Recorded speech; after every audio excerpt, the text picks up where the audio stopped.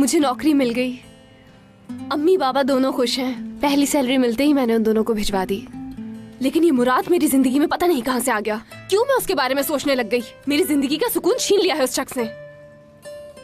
मर्द तो होते ही ऐसे हैं, क्या भरोसा इनका। शुक्र करो तुम कि वो दीदम के पास वापस चला गया। Siz beraberken de yapabilirdi. Yapmazdı. Neden Pollyanna? Çünkü canım hayat onda kaldı akşam. O uyurken üstünü örtmüş. Hem मुझे नहीं लगता कि उस दीदम नामी औरत का उससे कोई ताल्लुक भी है। मुझे तो बिल्कुल यकीन नहीं। तुम्हारी बातें सुनकर मुझे घबराहट हो रही है। bence sen de biraz kendini kandırıyorsun kuzum. Misal. Şimdi şu kapı açılsa, Murat içeri girse